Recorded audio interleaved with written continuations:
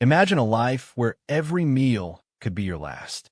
A hidden enemy, odorless and tasteless, lurks in the most innocent of dishes, ready to claim its next victim. For millennia, in the opulent halls of emperors and kings, a silent guardian stood between a monarch and an agonizing death, the royal food taster. These men and women, often forgotten by history, lived on the knife's edge, their very existence a chilling testament to the paranoia and peril that defined ancient power. This is the story of those who risked it all, offering their own lives as the ultimate sacrifice for their rulers. In the cutthroat world of ancient courts, where ambition bred treachery and a challenger to the throne could emerge from any shadow, poison became a weapon of choice. Silent, subtle, and terrifyingly effective, it offered a path to power or revenge that left few traces. From the pharaohs of Egypt to the potentates of Persia, rulers understood the omnipresent threat. Their solution? To delegate death. The food taster emerged not merely as a precaution, but as a grim necessity, a living shield against an invisible enemy, ensuring the monarch's next meal wouldn't be their last. It was a role steeped in fear, but also in an unexpected, dark kind of prestige. No empire mastered the art of suspicion quite like Rome. Here, the royal food tasters were known as pregustators, a position of morbid importance. Emperors like Claudius, notorious for his paranoia, relied on them implicitly. These individuals, often slaves or freedmen, were bound by an unbreakable, unspoken contract: test every morsel, every sip before it reached the emperor's lips. Their loyalty was constantly under scrutiny, their very survival dependent not just on their vigilance, but on the caprices of a ruler who might suspect them of treachery too. Their daily ritual was a morbid dance with death, a constant reminder of the fragility of life at the heart of immense power. The arsenal of ancient assassins was surprisingly sophisticated. Arsenic, often called inheritance powder, was a favorite due to its colorless, odorless, and slow-acting nature, mimicking natural illnesses. Hemlock, famed for Socrates' execution, delivered swift paralysis. Belladonna, derived from the deadly nightshade, caused hallucinations and heart failure. These potent toxins posed an immense challenge for tasters, as many did not have an immediate, obvious taste or effect. The pregustator wasn't just tasting for bitterness. They were watching for subtle signs, changes in food color, or even specific smells, relying on instincts sharpened by constant exposure to the threat of a silent, agonizing demise. The act of tasting was a meticulously choreographed ritual.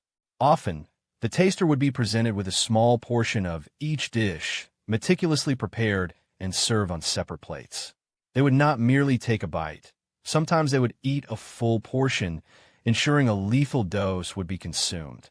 The process was slow, deliberate, and excruciatingly public. The taster had to demonstrate no adverse effects for a set period, sometimes even an hour, before the food was deemed safe. This prolonged anticipation, for both the taster and the ruler, transformed every meal into a high-stakes gamble, a chilling spectacle of trust and survival. Beyond the physical threat, the role of the food taster carried an immense psychological burden. Every aroma, every flavor, every texture could hide a deadly secret. The constant vigilance, the awareness of their own expendability, must have been a crushing weight. They lived with the knowledge that their failure meant not only their own gruesome death, but also the demise of their sovereign. There was no escape from this perpetual anxiety. Every meal, every feast, every simple snack was a potential death sentence. What kind of person could endure such an existence, day after day, year after year, offering their life as a living, breathing sacrifice? Despite the diligent efforts of food tasters, poison attempts sometimes succeeded. The Roman emperor, Britannicus, son of Claudius, reportedly died from poison at a banquet. While his taster likely consumed a safe portion, the poison was allegedly added to the water used to cool a dangerously hot drink served to Britannicus, evading the taster's scrutiny. Such ingenious methods of delivery underscore the relentless ingenuity of assassins and the terrifying limitations of the taster's role. These failures were not just a personal tragedy for the taster, but a catastrophic blow to the security and prestige of the royal household. A stark reminder that even the most elaborate precautions could be bypassed. The quest for foolproof poison detection went beyond human tasters. Ancient courts experimented with animals, believing certain creatures like snakes or birds could sense toxins. Unicorn horns, often narwhal tusks, were prized for their supposed ability to neutralize poison or change color in its presence. Alchemists and court physicians concocted elaborate antidotes or universal cures, though their efficacy was dubious at best. While these methods offered psychological comfort, they highlight the desperation of rulers to find an infallible defense against this insidious threat, revealing the often superstitious and mystical beliefs woven into the fabric of ancient royal security. For such a perilous duty, what was the compensation? The status of a food taster varied greatly. In some courts, particularly in Rome, pregustators could achieve a certain level of respect and even wealth, being entrusted with such intimate access to the emperor. They might receive gifts, land, or even be granted freedom if they were slaves. However, this often came with the stark understanding that their position was less about privilege and more about their immediate expendability. Their loyalty, however, was paramount, a quality rewarded generously, but always with the unspoken caveat that their ultimate reward could be an agonizing, lonely death. The existence of royal food tasters serves as a chilling mirror reflecting the darker side of absolute power. It speaks volumes about the constant paranoia, the deep-seated fear of betrayal that haunted those at the apex of ancient societies.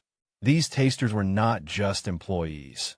They were living embodiments of a ruler's insecurity, a stark reminder that even with legions and palaces, the greatest threat could be a single, silent drop in a goblet. Their story is a testament to the lengths to which power would go to protect itself and the silent, often tragic, sacrifices made in its name, echoing through the corridors of history as a grim tale. While formal food tasters are largely a relic of the distant past, the underlying fear of assassination persists. Modern leaders, from presidents to prime ministers, are still protected by elaborate security details. Meals are often prepared by trusted chefs in secure environments, ingredients sourced under strict control, and security personnel trained to identify threats. The methods have evolved from human tasters to sophisticated laboratories and rigorous protocols, but the core principle remains: protect the leader from the unseen threat. The silent vigil of the ancient food taster lives on, transformed but not forgotten, in the meticulous security measures of today's world, a dark legacy of power's vulnerability. The royal food tasters, these unsung heroes or unwilling martyrs, inhabited a unique and terrifying space in history. Their lives were a delicate balance, a constant dance with death, performed daily to ensure the survival of another. Their silent sacrifice, their anonymous bravery, reminds us of the profound cost of power and the intricate, often brutal, measures taken to protect it. They were the ultimate human shield, tasting not just food, but the very essence of fear and loyalty in an age where trust was a luxury few could afford, and life itself was often served on a silver platter of danger.